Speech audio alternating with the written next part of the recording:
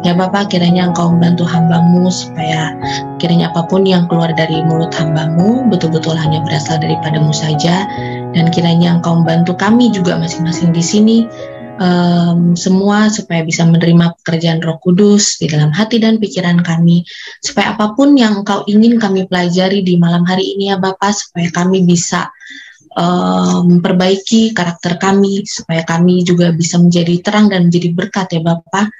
Ya Tuhan, tolong bantu kami supaya kami tahu apa yang harus kami perbuat dan yang tidak harus kami perbuat, supaya hari demi hari kami juga melakukan segala sesuatu betul-betul hanya untuk kepujian dan kemuliaan nama-Mu saja. Terima kasih Bapa, ampunilah segala dosa kami sekali lagi, karena hanya dalam nama Yesus, Juru Selamat dan Penebus dosa kami berdoa dan mengucap syukur. Amin. Suara aku jelas ya, Sis Ani ya? Oke, thank you Sis. Oke, teman-teman, jadinya di malam hari ini, seperti yang tadi Sis Ani udah kasih small introduction ya, pengenalan singkat. Jadi kita itu mau belajar dari 10 orang kusta ya. Waktu Yesus bertemu dengan 10 orang kusta, dan ini kita akan belajar dari buku Lukas 17 ya. Boleh di-share screen mungkin teman-teman. Aku saranin banget buat kita mempersiapkan Alkitab kita, ataupun misalnya di handphone juga boleh, supaya kita ini aku di sini bukan khotbah soalnya, jadinya kita di sini sama-sama belajar ya. Aku hanya mau sharing apa yang aku sudah dapat, dan semoga bisa menguatkan kita semua di sini. Nah, di Lukas 17 ayat 11 sampai. Ini minta tolong hostnya jangan Sisani di spotlight. Kenapa, Bro? Sisaninya di spotlight, jadi pembicaranya enggak nih. Nanti munculnya muka Sisani loh. Oh. Share screen. Nah, ini betul deh, oke. Oke, jadinya kita akan membaca dari Lukas 17 ayat 11 sampai 19 ya. Mungkin ada bisa yang tolong bacakan? Ada siapa di sini? Ada Sis Ana. Sis Ana bisa tolong bacakan dari Lukas 17 ayat 11 sampai 19. Lukas, ya. Ya. Lukas. Ayat berapa, Kak? 11. 11 sampai 19. Ya. Oke. Ada di screen juga kalau mau. Dalam perjalanan Yesus ke Yerusalem, dia melalui sempadan Samaria dan Galilea. Apabila dia memasuki sebuah kampung, 10 orang berpenyakit kusta datang bertemu dengannya. Mereka berdiri jauh sedikit daripada Yesus dan berseru kepadanya, "Ya Yesus, ya Tuhan, kasihanilah kami." Apabila Yesus melihat mereka, dia berkata kepada mereka, "Pergilah dan tunjukkan dirimu kepada imam-imam." Dalam perjalanan, mereka pun menjadi tahir. Seorang daripada mereka ketika melihat dirinya sembuh, kembali dan memuji Allah dengan suara yang kuat. Dia sujud pada kaki Yesus dan mengucapkan terima kasih. Dia seorang Samaria. Yesus bertanya, "Bukankah 10 orang telah ditahirkan? Di manakah 9 orang lagi? Tiadakah seorang pun didapati kembali untuk memberikan pujian kepada Allah kecuali orang bangsa asing ini?" Yesus pun berkata kepadanya, "Bangunlah dan pergi, imanmu telah menyembuhkan kamu." Oke. Sis, kamu baca dari versi Malaysia ya? Ya, Sis, versi Borneo. Ya, bagus-bagus. Memang kita kalau mau belajar Alkitab, kita harus bisa belajar dari versi lain juga ya. Itu namanya belajar. Oke, thank you ya Sis Ana ya. Sudah dibacakan. Oke, jadinya kalau kita lihat kembali lagi ya, kita mulai dari Lukas 17 ayat 11. Jadi kita lihat dalam perjalanannya ke Yerusalem, Yesus menyusur perbatasan Samaria dan Galilea.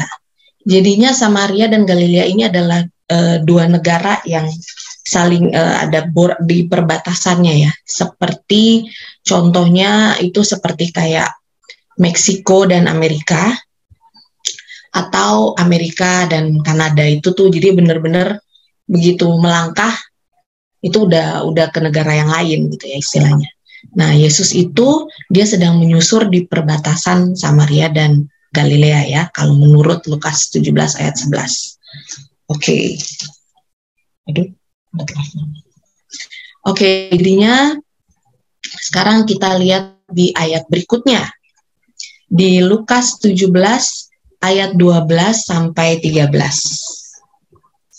Di sini dibilang, ketika ia memasuki suatu desa, datanglah 10 orang kusta menemui dia. Mereka tinggal berdiri agak jauh dan berteriak, "Yesus, Guru, kasihanilah kami." Ya, oke, jadinya seperti yang dikatakan di ayat ini ada suatu desa, dan di waktu Yesus memasuki desa ini, yaitu dia menemui ada 10 orang kusta. Ya, ada kayak satu grup ya, nih orang-orang kusta, mereka ada 10 orang ya. Tapi mereka nggak mungkin ada di dalam desa, karena apalagi di zaman itu ya, teman-teman, itu tuh yang namanya kalau penyakit kusta itu sudah dianggap mati sebenarnya. Mereka itu sudah dianggap mereka orang berdosa, kayak udah nggak ada harapan, sehingga mereka itu harus mereka sudah kayak dijauhkan dari masyarakat. Ya. Nah, mungkin kalau sekarang ini aku sih agak mikir-mikir kayak ini ya, kayak COVID gitu loh. Dimana kan kayaknya kita kalau ada yang kena COVID, pasti udah ini harus disingkirkan dia, taruh di Wisma Atlet, taruh di mana di rumah sakit, ya kan? Atau yang sudah meninggal aja, yang udah jadi mayat aja, itu kan kayak udah harus langsung dikubur ya. Kayak tadi malam aku juga baru menyaksikan penguburan teman aku. Jadi dia meninggal sore langsung harus dikubur gitu loh malamnya. Jadinya kayak bener-bener dia makanya bilang, ini relate banget nih dengan yang zaman waktu orang-orang zaman kusta dulu tuh, rupanya kayak orang COVID sekarang kayaknya ya, yang bener-bener kayaknya udah nggak boleh bergabung dengan masyarakat gitu. Nah, itulah, dan memang kusta itu memang sebenarnya mewakili dosa ya teman-teman ya. Jadinya memang pada zaman itu, jika orang-orang yang kena kusta, itu artinya mereka sudah berdosa sehingga mereka harus dijauhkan dari masyarakat. Oke, kita lihat lagi, mungkin teman-teman bisa buka Alkitabnya di Efesus 2 ayat 12 sampai 13. Efesus 2 ayat 12 sampai 13. Itu akan saya langsung bacakan aja ya.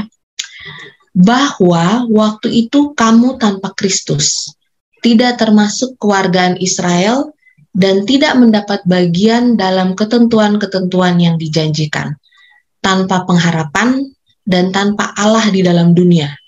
Tetapi sekarang di dalam Kristus Yesus, kamu yang dahulu jauh-jauh sudah menjadi dekat oleh darah Kristus. Nah, ini kan sama seperti di ayat yang sebelumnya ya, di Lukas 17, itu di mana dikatakan mereka ini kan orang-orang kusta itu, mereka kan jauh-jauh ya dari masyarakat. Mereka yang dan istilahnya itu mereka yang dahulu jauh-jauh, kalau menurut ayat Efesus ini, mereka ini adalah orang-orang yang berdosa ya. Tetapi mereka sadar, bersyukurnya, puji Tuhannya, mereka sadar kalau mereka ini berdosa, dan mereka sadar akan kondisi mereka, dan mereka ingin disembuhkan ya. Makanya mereka berteriak-teriak gitu loh. Kalau orang nggak sadar pasti ya udah, kalau udah sakit kusta ya udah berserah aja, diam aja. Kalau dia nggak mau disembuhin, dia merasa sudah tidak ada harapan lagi misalnya, ya kan, ya dia diam aja, nggak usah, ya udahlah, mau siapapun lewat pasti udah, ya biarin aja gitu. Tapi in this case tidak seperti itu ya. Ini orang-orang kusta ini, mereka justru mereka ingin disembuhkan, sehingga mereka berteriak-teriak, dan yang pasti mereka juga mengenal Yesus. Mereka tahu, wah ini Yesus nih yang terkenal itu, karena Yesus kan seperti yang kita udah belajar dari sebelum-sebelumnya ya teman-teman. Yesus ini ngetop banget waktu zaman itu. Dia tuh kemana-mana tuh diikutin orang-orang. Karena apa? Ya karena firman-Nya, karena dia menyembuhkan orang sakit, oleh karena kuasanya. Nah itu jadinya orang-orang, sehingga dan berita ini sampai ke orang-orang kusta ini, sehingga mereka juga begitu mereka melihat Yesus, mereka bisa mengenali Yesus, sehingga mereka juga langsung berteriak-teriak dan minta kepada Yesus. Mereka minta, Tuhan, kita kayak kita sekarang ini ya, kita tuh apa? Ingin hidup lebih baik pastinya, ya kan?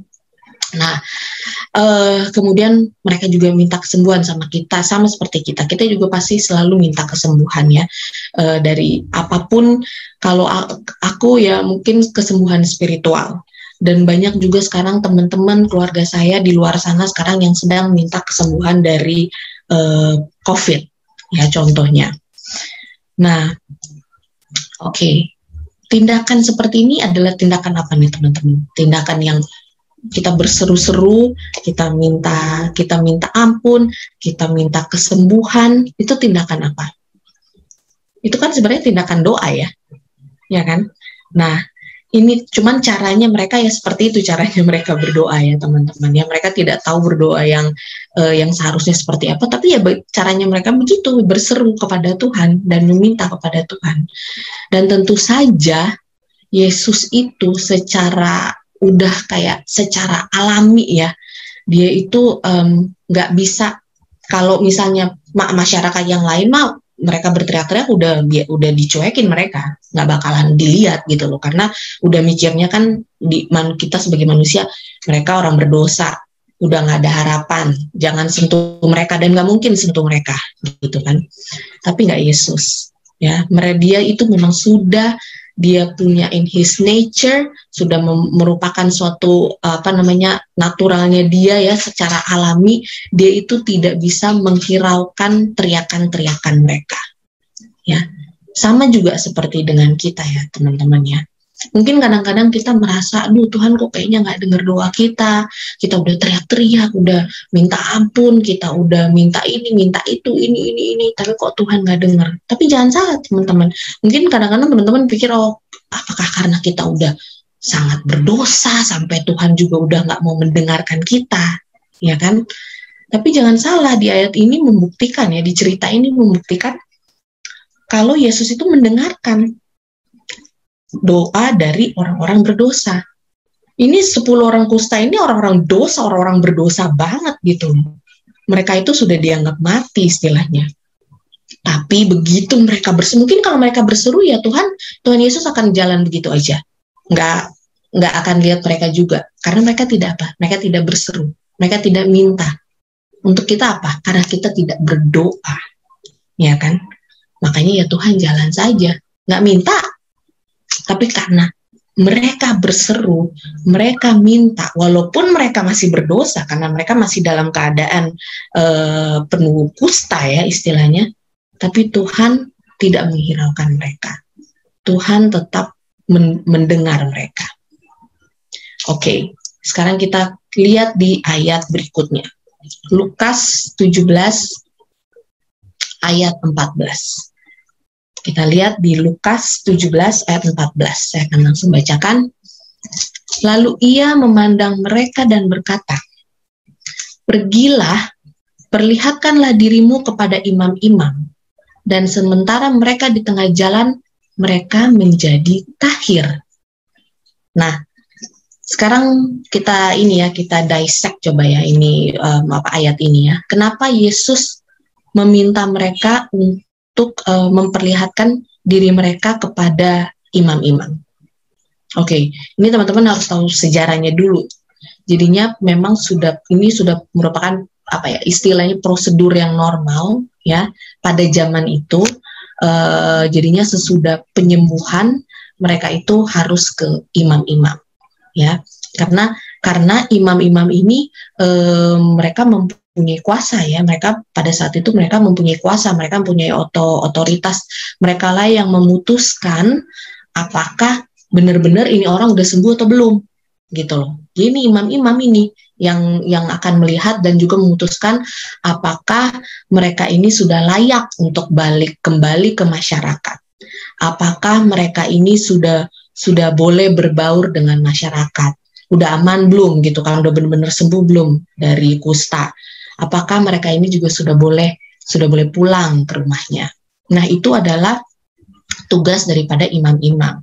Nah, kalau kita buka di Imamat 14, teman-teman, ini mungkin nanti di waktu luang masing-masing ya, bisa diingat Imamat 14, bisa belajar di sini membahas mengenai kusta. Ya, kita nggak akan baca keseluruhan semua Imamat 14, tapi kita akan baca hanya di Imamat 14 ayat 2-3. Kita akan baca di Imamat 14 ayat 2-3. Inilah yang harus menjadi hukum tentang orang yang sakit kusta pada hari pentahirannya. Ia harus dibawa kepada imam, dan imam harus pergi ke luar perkemahan. Kalau menurut pemeriksaan imam, penyakit kusta itu telah sembuh daripadanya. Ya, jadinya di Imamat 14 ini menjelaskan ya, memang tugas daripada imam-imam lah yang menentukan dan memutuskan apakah mereka ini, orang-orang kusta ini, mereka sudah layak untuk kembali lagi ke masyarakat, bisa diterima lagi di kalangan mereka atau tidak. Ya. Nah, jadinya seperti bisa dilihat juga di sini ya. Ini waktu Yesus juga waktu masih hidup, dia mengikuti istilahnya protokol ya. Ada protokolnya itu dia ikuti ya. Jadinya kan dia bilang kamu harus ke imam-imam. Itu yang dia anjurkan. Dia waktu dia masih hidup, dia juga mengikuti perintah ya. Nah, kalau kita lihat di Markus 1 ayat 44, mungkin teman-teman bisa buka Alkitabnya ke Markus 1 ayat 44. Oke, di sini dibilang, ingatlah, janganlah engkau memberitahukan apa-apa tentang hal ini kepada siapapun. Tetapi pergilah, perlihatkanlah dirimu kepada imam, dan persembahkanlah untuk pentahiranmu persembahan yang diperintahkan oleh Musa sebagai bukti bagi mereka. Nah, ini kembali lagi ya di sini, di ayat ini membuktikan juga kalau memang Yesus menyuruh mereka kepada imam, Yesus mengikuti aturan yang ada, Yesus sendiri masih mengikuti perintah ya. Ini sangat signifikan karena apa? Karena di surga itu juga teman-teman, itu pasti ada peraturan. Karena kalau tidak ada peraturan, pasti di surga chaos. Dan kalau makanya Tuhan itu sudah melatih kita untuk mengikuti peraturan dari sekarang di dunia ini. Makanya udah ada peraturan dari Alkitab juga ada, ya kan? 10 perintah Tuhan ada, lalu kita juga di masyarakat di Indonesia, di negara Indonesia, pemerintahan kita juga ada peraturan yang harus kita jalankan. Even sekarang COVID-19 ini ada protokol kesehatan yang harus kita jalankan. Kita harus membiasakan diri kita untuk menjalankan ataupun mengikuti perintah, karena surga seperti itu. Kalau misalnya surga nggak ada peraturan, nggak ada nggak ada peraturan, nggak ada hukum, itu udah pasti chaos. Dan kalau kita tidak membiasakan diri kita dari sekarang untuk mengikuti peraturan, ya kita nggak akan betah di surga. Sama seperti setan, dia nggak suka ada peraturan, gitu. Dia maunya ya semuanya berjalan dengan mau-maunya aja, gitu. Nah, makanya kita harus membiasakan diri ya, sama seperti Yesus, karena Yesus juga menghidupi itu waktu dia masih hidup di dunia ini. Nah, kemudian imam-imam ini juga ya teman-teman ya, kenapa Yesus ini kan berarti dia bekerja sama dengan imam-imam dong ya, makanya dia menyuruh orang-orang kusta itu untuk ke imam-imam. Nah, imam-imam ini sebenarnya mewakili apa teman-teman, tahu nggak apa? Imam-imam di sini bukan mewakili Yesus, kan di sini ada Yesus. Nah, imam-imam di sini mewakili gereja. Ya. Jadinya Yesus itu sangat menghargai dan mengakui keberadaan gereja. Ya. Yesus itu bekerja sama dan berintegrasi dengan gereja untuk membawa apa? Orang-orang yang hilang kan, orang-orang yang sakit seperti orang-orang kusta ini ya, untuk dibawa ke gereja, dibawa ke lingkungan yang baik, ke lingkungan yang sehat, ya, bukannya dibiarin begitu aja, ya kan? Nah, jadinya Tuhan itu masih ada di dalam gereja ya, sama seperti zaman sekarang ini. Walaupun memang mungkin kadang-kadang kita pikir, di gereja seperti ini, gereja seperti itu, banyak orang begini, banyak orang resek, banyak orang kepo, banyak begini, ini apalah segala macam. Tapi jangan salah, kalau Tuhan masih bekerja sama dengan gereja, berarti Tuhan masih hadir dong di gereja itu, ya kan? Dan gereja itu, teman-teman, kita jangan menganggap gereja itu sebagai surga. Surga ya surga, memang surga itu tempat orang suci, tapi gereja itu bukan tempat orang-orang suci. Gereja itu adalah sama seperti rumah sakit, teman-teman, sebenarnya. Ya, gereja itu adalah tempat untuk orang-orang berdosa. Jadi jangan heran kalau kita masih ke gereja lihat, ih, misi pendeta ini kok masih begini, ih, si ketua ini kok masih begini, ih, ini kok si WL-nya kok masih begini. Jangan heran, karena gereja itu memang masih tempat orang-orang sakit, orang-orang yang masih berdosa. Bukan tempat orang-orang yang sehat ya. Kalau orang sehat kan nggak mungkin ada di rumah sakit, bener nggak? Orang sakit aja sekarang kalau bisa nggak ke rumah sakit, apalagi orang sehat, males banget mau ke rumah sakit, benar nggak teman-teman? Ya jadinya yang pasti gereja itu adalah tempat untuk orang-orang berdosa, tempat orang-orang yang masih perlu dirubah hidupnya. Yang pasti gereja itu adalah tempat untuk orang-orang yang jauh dari suci, orang-orang suci ya. Bukan wah, maksudnya kalau karena kan banyak orang yang kalau di gereja kan harusnya kita bertemu dengan malaikat. Ya memang bertemu dengan malaikat, tapi malaikat ya sendiri, bukannya orang gitu loh. Ya orangnya ya tetap masih sakit gitu. Nah, jadi jangan kita anggap enteng ya teman-teman. Mungkin di sini ada dari kita, saya juga pribadi dulu juga seperti itu. Ada kepahitan ya dengan gereja, dengan berbagai macam alasan saya, dan setelah saya pikir-pikir ya alasan hanya alasan aja ya. Saya mau yang tempat baik juga saya bisa tetap cari alasan untuk membuat tempat ini menjadi buruk. Misalnya kayak di Die Promise ini, bisa aja saya bikin di sini kita lagi baik-baik, kalau saya mau bikin tempat ini jadi buruk ya bisa aja saya mengucapkan hal-hal yang buruk, ya udah akhirnya jadi nanti akan ada perpecahan ya istilahnya ya. Tapi kita nggak boleh anggap enteng ya akan adanya fellowship ya, seperti kita malam hari ini, kita ada fellowship di sini, kita ada fellowship di gereja, perkumpulan Tuhan itu kita tidak boleh anggap enteng, karena masih ada Tuhan di situ. Tuhan masih bekerja sama dengan perkumpulan-perkumpulan Tuhan. Nah, seperti di ayat 14 tadi, itu kan dibilang ya, dan sementara mereka di tengah jalan, mereka menjadi tahir. Ya, kalau kita lihat kembali lagi di ayat 14 tadi ya teman-teman, itu tuh jadinya pelajaran untuk kita, poinnya, mereka waktu sementara mereka di tengah jalan, mereka jadi tahir. Ya, jadinya penyembuhan itu harus ada elemen iman dan penurutan. Ya, mereka itu percaya dan menurut aja sama Yesus. Jadinya bukannya mereka disembuhkan dulu sama Yesus baru mereka jalan, karena kan mereka disuruh Yesus untuk ketemu imam-imam kan. Nah, harusnya kalau ketemu imam harusnya udah dalam keadaan kondisi sehat dong. Sedangkan waktu Yesus suruh mereka pergilah, mereka kan masih dalam kondisi masih penuh kusta, ya kan? Tapi karena mereka ada unsur elemen iman di dalam mereka, ya, sehingga ya mungkin bukan di dalam mereka, mungkin di dalam cuma salah satu orang kusta aja ya, nanti kita akan lihat di ayat berikut. Tapi karena ada unsur elemen dari iman itu, jadinya waktu mereka berjalan dalam masih kondisi berdosa, masih dalam kondisi kusta, mereka lalu sembuh. Jadinya sama juga dengan kita teman-teman. Kalau kita mau sembuh, kalau kita mau diubahkan, kita nggak bisa nunggu bilang Tuhan, oke, ubahkan dulu kita Tuhan. Oke Tuhan, kasih dulu berkatnya sama kita, baru kita mau mengucap syukur. Oke Tuhan, kasih ini dulu sama kita, kasih ini dulu sama kita, baru kita jalan. No, bukan begitu caranya kalau iman. Kita harus berjalan dulu, baru kita disembuhkan. Sama seperti itu sebenarnya sudah kita pelajari dari kemarin-kemarin, dan ternyata diulang kembali di cerita malam hari ini.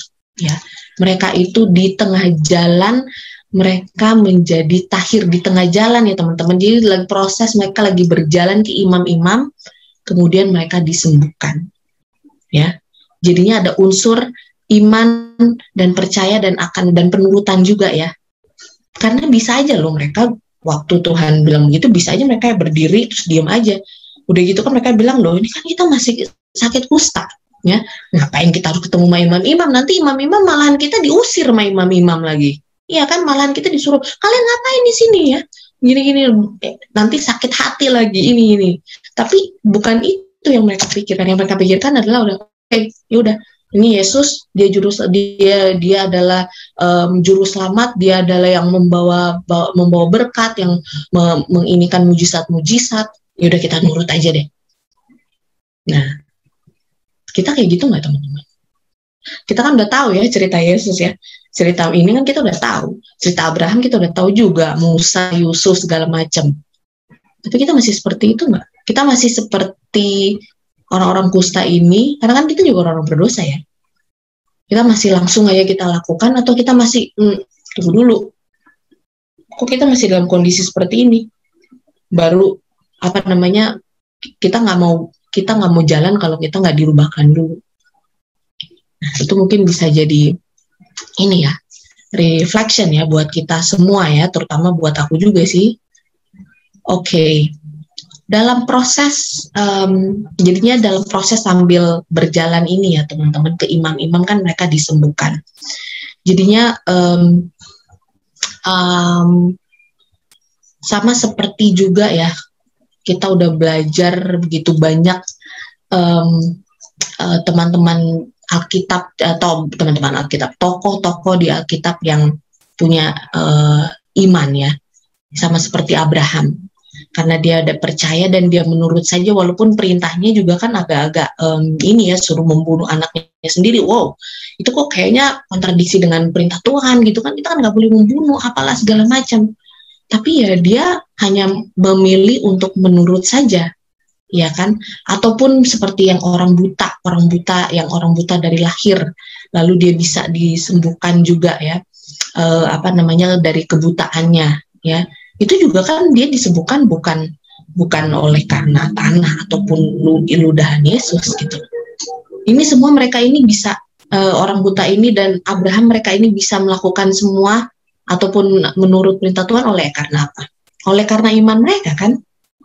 Gitu loh. Dan karena apa? Mereka juga percaya. Semua itu intinya sebenarnya ada dalam kata-kata Tuhan. Di dalam kata-kata Tuhan itu ada kuasa. Di dalam firman Tuhan itu ada kuasa, ada otoritas gitu. Jadinya nggak mungkin apa yang sudah Tuhan katakan itu pasti akan terjadi. Sama juga kayak waktu Petrus, waktu dia berjalan di atas air. Memang dia sesudah itu dia tenggelam ya. Tapi kan sebelumnya kan dia karena imannya dia melangkah ke air lalu dia bisa berjalan. Itu karena imannya kan, gitu. Nah, sama juga seperti kita ya. Itu kita tuh harus ada aplikasi atau perbuatan di dalam setiap kepercayaan kita. Ke dalam setiap pelajaran-pelajaran Tuhan yang sudah kita pelajari selama ini. Teman-teman, jadi jangan sampai kita udah belajar setiap minggu, ya kan, ini Rabu Kamis kita belajar, belum lagi yang kalau ibadah di hari Minggu ataupun hari Sabtu, tapi tetap aja kita masih nggak mau melangkah gitu loh. Wah, kita nih berarti harus kita harus belajar lagi, berarti kita harus punya hubungan ataupun pengalaman dengan Tuhan. Baru kita betul-betul bisa menghidupkan apa yang kita sudah pelajari. Nah, di Filipi 2, kita bisa buka teman-teman mungkin di Filipi 2 ya. Filipi 2 ayat 12 sampai 13. Filipi 2 ayat 12 sampai 13. Hai saudara-saudaraku yang kekasih, kamu senantiasa taat, karena itu tetaplah kerjakan keselamatanmu dengan takut dan gentar. Bukan saja seperti waktu aku masih hadir, tetapi terlebih pada sekarang waktu aku tidak hadir. Karena Allah lah yang mengerjakan di dalam kamu baik kemauan maupun pekerjaan menurut kerelaannya. Nah, di sini lihat ya, harus ada pekerjaan yang harus kita lakukan. Itu sudah Itu apa? Itu menjalankan bagian kita. Begitu kita mulai bertindak, kita mengaplikasikan ajaran-ajaran dan perintah-perintah Tuhan, pelajaran-pelajaran Tuhan yang sudah kita belajar, maka yang akan bekerja dengan kita itu ya Tuhan, ya Allah Bapa kita. Dialah yang akan bekerja sama dengan kita. Kita memang tidak akan bisa melakukan apa-apa sih teman-teman. Ya, tanpa dengan kekuatan kita itu nggak ada yang tetap kita tidak bisa melakukan apa-apa. Seperti di Filipi 4 ayat 13. Saya percaya teman-teman semua sudah familiar dengan ayat ini, Filipi 4 ayat 13 ya. Segala perkara dapat kutanggung di dalam Dia yang memberi kekuatan kepadaku. Ya, bahasa Inggrisnya I can do all things. Saya bisa melakukan apa saja. Ya, lewat Kristus, through Christ which strengthen me. Lewat Kristus yang menguatkan saya. Jadi kita hanya bisa melakukan apa-apa kalau kita memang bersama-sama dengan Tuhan. Jadi kalau kita memang mikirnya, aduh, kan aku harusnya sembuh dulu, aduh aku harusnya berubah dulu, baru aku bisa melakukan ini. Ya kita nggak akan, berarti kita tidak membiarkan Tuhan bekerja sama dengan kita. Gitu loh. Kita harus membiarkan Tuhan bekerja sama dengan kita. Kita lakukan bagian kita, disuruh jalan, ya jalan aja. Gitu kan, disuruh berhenti ya berhenti, disuruh berdoa ya berdoa, disuruh tenang, calm aja. Makanya kita sebenarnya tidak ada alasan ya bagi kita, terutama umat-umat Kristen untuk merasakan anxiety, untuk merasakan aduh kepanikan, ataupun aduh ini gimana. Karena kalau kita sudah benar-benar percaya, ya semuanya nggak ada yang mustahil yang tidak bisa kita lakukan. Tapi semuanya itu harus kita lakukan bersama-sama dengan Tuhan. Nah, oke, kita buka di Efesus ayat berikut ya teman-teman. Kita ke ayat lain, ke Efesus 2 ayat 8 sampai 10. Efesus 2 ayat 8 sampai 10. Sebab karena kasih karunia kamu diselamatkan oleh iman. Itu bukan hasil usahamu, tetapi apa? Pemberian Allah. Itu juga bukan hasil pekerjaanmu. Jangan ada orang yang memegahkan diri, karena kita ini buatan Allah, diciptakan dalam Kristus Yesus untuk melakukan pekerjaan baik yang dipersiapkan Allah sebelumnya. Ia mau supaya kita hidup di dalamnya. Nah, ini bagus ya. Jadi waktu kita diselamatkan oleh apa? Kasih karunia ya. Ini tidak ada hubungannya dengan usaha kita, teman-teman. Ini hanya pemberian. Ya, kasih karunia itu nggak ada hubungannya dengan pekerjaan kita ataupun usaha kita. Itu hanya pemberian Allah. Dan karena kita sudah dikasih nih ya, hadiah yang baik sama Tuhan, maka kita melakukan bagian kita dong kepada yang pemberi hadiah ini, ya kan? Pasti ya kalau kita habis dikasih hadiah, misalnya si Sani baru ngasih aku hadiah gitu, ya pasti kan aku akan baik-baik ya sama si Sani ya. Yuk sis kita ini pasti ya nurut-nurut aja, ikut gitu kan. Nah sama juga dengan Tuhan. Seharusnya kalau Tuhan sudah memberikan pemberian ini ya berarti harusnya kita mau justru melakukan pekerjaan yang baik yang memang Tuhan inginkan kita lakukan, yang sudah dipersiapkan oleh Tuhan sebelumnya. Pasti kita tuh mau melakukan, dan pasti juga kita mau membalas kebaikan dari yang seseorang yang sudah memberikan kita hadiah, ya kan? Gak usah Tuhan, siapapun itu, teman kita, orang tua kita, siapapun yang memberikan kita hadiah, pasti kita senang dong ya, dan pasti kita mau membalas kebaikan mereka ya. Nah seharusnya kita juga seperti itu, tapi kenyataannya kadang-kadang kita sudah dikasih hadiah sama Tuhan, apalagi ya, dikasih karunia, dikasih keselamatan, kasih ini, tapi yang ada kita, ya udah, oke, terima kasih. Ya, itu kan memang hak kita. Itu hak kita kok. Punya dapat kasih karunia. Bukan pemberian, ini memang udah hak kita. Wow. Sedangkan udah dibilang jelas-jelas tadi ya di Efesus tadi ya. Kita nggak ada hubungannya dengan usaha dan pekerjaan kita, teman-teman. Itu hanyalah semua pemberian. Kasih karunia itu hanyalah pemberian. Nah, Kalau kita buka di Yakobus 2 ayat 17, ini juga ayat yang sudah sangat similar untuk kita semua, saya yakin. Demikian juga halnya dengan iman. Jika iman itu tidak disertai dengan perbuatan, maka iman itu pada hakikatnya adalah mati. Jadinya tetap ya teman-teman, iman yang benar pasti ada perbuatan. Iman kita ini harus ada hasilnya, harus berbuah, harus terlihat. Ya, kalau kita cuma berdiam-diam saja, nggak bakalan kita terlihat apa-apa. Nggak akan kita punya pengalaman dengan Yesus, ya. Sama seperti orang-orang kusta ini disembuhkan karena mereka melakukan bagian mereka, bukan karena mereka berdiam aja. Nah, kita balik lagi di Lukas, ini udah mau selesai ya teman-teman. Kita balik lagi ke Lukas 17 ayat 15 sampai 16. Lukas 17 ayat 15 sampai 16, saya akan langsung bacakan. Seorang dari mereka ketika melihat bahwa ia telah sembuh, kembali sambil memuliakan Allah dengan suara nyaring, lalu tersungkur di depan kaki Yesus dan mengucap syukur kepadanya. Orang itu adalah seorang Samaria. Nah, ini menarik ya teman-teman, karena kembali lagi yang memuliakan dan yang sampai tersungkur, ya, dia memuliakan Allah dengan suara nyaring, lalu dia tersungkur di depan kaki Yesus dan mengucap syukur lagi. Udah dia pertama dia memuliakan Allah, dia tersungkur, dia mengucap syukur lagi. Itu ternyata bukan orang-orang Yahudi, ternyata orang Samaria, ya. Jadinya karena gini, kemungkinan 9 orang itu adalah orang-orang Yahudi. Karena merupakan tradisi yang untuk kembali lagi ke imam-imam untuk kayak laporan, menyatakan dilihat gitu kan udah sembuh atau belum, itu tuh tradisi orang Yahudi. Jadinya nggak mungkin juga kalau misalnya dari perkumpulan itu orang Samaria semua gitu loh, atau kebanyakan orang Samaria, pasti bisa diusir sama imam-imam, karena imam-imam yang ini kalian siapa gitu kan, gitu loh. Makanya jadinya kemungkinan teman-teman, kemungkinan besar memang 9 orang yang tidak datang kembali ke hadapan Allah ini adalah orang-orang Yahudi. Nah, ini sebenarnya pelajaran buat kita sebagai orang Kristen.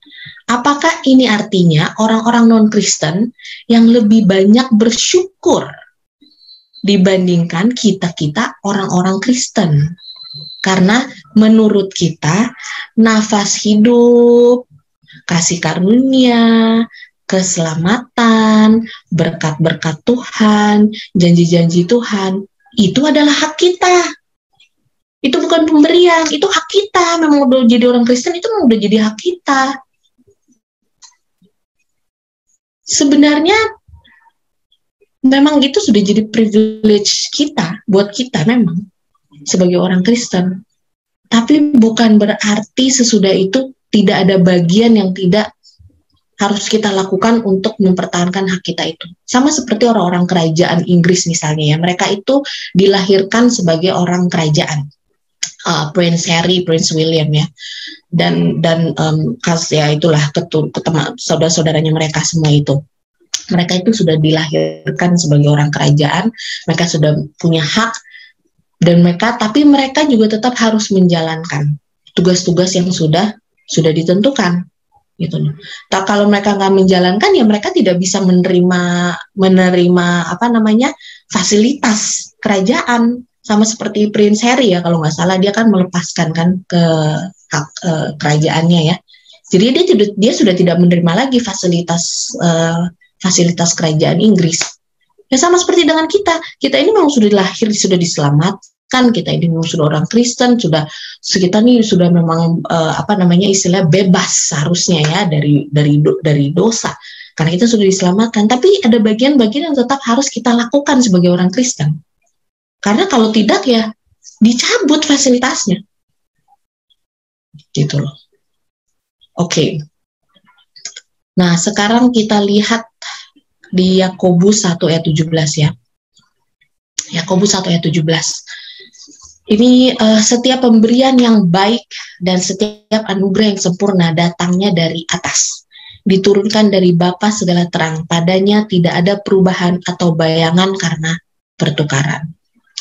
Jadi ya teman-teman, sangat penting kita tuh memuji Tuhan dan mengenali ya perbuatan-perbuatan Tuhan. Ini semuanya datangnya dari atas ya. Semuanya datangnya dari atas, bukan dari teman kita, bukan dari orang tua kita, bukan dari mana-mana, tapi semua datang dari atas. Makanya pentingnya kita memuji Tuhan. Coba kalau kita mengingat terus akan kebaikan-kebaikan teman-teman kita atau orang tua kita, ya kan kita nggak mungkin melupakan mereka. Kalau kita ingat terus, ya ampun, aduh sis Gita tuh emang udah baik banget ya di kehidupan aku, sis Ana tuh benar-benar udah baik banget di kehidupan aku. Pasti kita akan selalu bersyukur ya sama teman-teman kita ini. Ya begitu juga dengan Tuhan. Kalau kita terus mengingat dan memuji Tuhan akan kebaikan Tuhan, kita nggak mungkin melupakan Tuhan. Tapi kalau kita udah nggak mengingat dan lupa mungkin ya, wow, itu mungkin kita akan cepat akan menjadi kurang bersyukur. Dan mungkin kita sama seperti yang ke 9 orang itu, udah disembuhin, bye. Udah nggak ada lagi yang ucapan terima kasih atau apa-apa, udah nggak ada. Ya. Nah, kemudian di ayat terakhir, Lukas 17 ayat 17 sampai 19. Di sini Yesus berkata, Lukas 17 ayat 17 sampai 19, bukankah ke-10 orang tadi semuanya telah menjadi tahir? Di manakah yang 9 orang itu? Tidak adakah di antara mereka yang kembali untuk memuliakan Allah selain daripada orang asing ini? Lalu ia berkata kepada orang itu, berdirilah dan pergilah, imanmu telah menyelamatkan engkau. Ya, jadi bisa dilihat ya teman-teman, Yesus sendiri masih menanyakan loh. Ini bukannya ada 10 tadi, ya kan? Ini jadi bukannya 10-10-nya sembuh. Terus di mana yang 9? Ya, ini luar biasa sih. Aku juga masih wow, Tuhan itu dia berarti masih mencari, dia masih mau menanyakan gitu loh. Mana yang 9? Itu kan bukannya sembuh semuanya. Gitu. Jadinya beda ya kalau kita mah, kalau apalagi ini kan orang-orang dosa ya sebenarnya ya, maksudnya udah berdosa disembuhin, dia ngilang nggak bersyukur lagi. Say thank you aja enggak. Luar biasa. Coba kalau kita digituin teman-teman, wah ngapain gue cari dia, biarin aja, udah habis itu mudah-mudahan dia kena kusta lagi habis ini. Nah. Tapi ya Yesus tidak seperti itu ya teman-teman ya. Dia cuma menanyakan, dia juga tidak menuduh-nuduh. Nggak ada orang-orang ini, ya udah, kalau nggak ada ya dia cuma berkata kepada yang sembuh, yang memuji dan memuliakan Tuhan. Dia cuma bilang, berdirilah dan pergilah, imanmu telah menyelamatkan engkau. Nah teman-teman, kita di sini kalau pelajaran yang aku dapat, saya yakin teman-teman pasti dapat pelajaran masing-masing sendiri ya, ada mungkin maksudnya menerima hidayah istilahnya masing-masing ya. Tapi kalau untuk saya pribadi di sini, ini saya harus bersyukur sekali sih. Di dalam kondisi COVID seperti sekarang ini, kondisi ekonomi juga lagi seperti sekarang ini, saya masih harus tetap bersyukur. Kita harus pastikan ya teman-teman ya, kita yang ada di Daya Promise ini, kita harus menjadi, jangan sampai kita menjadi orang yang ke-9 orang kusta yang sudah disembuhkan. Ungrateful, tidak bersyukur. Opposite-nya nggak bersyukur apa teman-teman? Komplain ya. Biasanya nggak lama nanti mereka akan komplain, akan bersungut-sungut. Karena kan pasti akan ada lagi nanti kejadian-kejadian lain yang akan terjadi dalam kehidupan kita manusia ya. Jadinya ini pelajaran dan ini buat saya ya. Wow, Tesil mungkin kamu kurang bersyukur. Jadinya kadang-kadang kita sudah merasa, ya ini kan emang kita udah dengan kurang bersyukur. Oke, lain-lain pada kena COVID. Sekarang kan kayaknya udah mulai ring 1 ya. Sekarang tiap hari saya dengar ada aja yang teman saya ataupun keluarga saya yang kena COVID. Itu setiap hari. Dan yang meninggal juga. Itu tuh hampir setiap hari saya mendengar itu sekarang. Tapi kalau saya tidak belajar untuk bersyukur, karena harusnya saya bersyukur karena saya masih dalam perlindungan Tuhan. Puji Tuhan, saya nggak kena COVID. Kenapa saya nggak bersyukur? Kemarin saya sempat yang, aduh Tuhan, kok begini. seharusnya saya mendoakan saja, betul, mendoakan saja, bukannya lebih kayak aduh khawatir, aduh jangan-jangan ntar saya lagi berikutnya. Ya so what, kalaupun saya pun orang berdosa, ya mintalah kembali lagi kepada Tuhan. Kayak nggak punya Tuhan aja, minta kembali lagi sama Tuhan, minta disembuhkan. Ya kan, kembali lagi sama Tuhan. Sama seperti orang-orang kusta 10 orang kusta ini. Walaupun mereka berdosa, mereka sudah disingkirkan, sudah dijauhkan, tetap mereka berteriak, minta sama Tuhan. Teman, pastikan teman-teman, kita ini jangan sampai jadi seperti 9 orang kusta yang tidak bersyukur. Pastikan kita harus menjadi seperti 1 orang kusta yang begitu dia sembuh, dia dengan suara nyaring, dia bersuka cita, dia memuji Tuhan, lalu dia bersungkur lagi di kaki Tuhan. Itu dia pasti berdoa, dia pasti minta pujian terima kasih ya. Kemudian dia memuji Tuhan lagi. Pastikan kita yang seperti itu, teman-teman.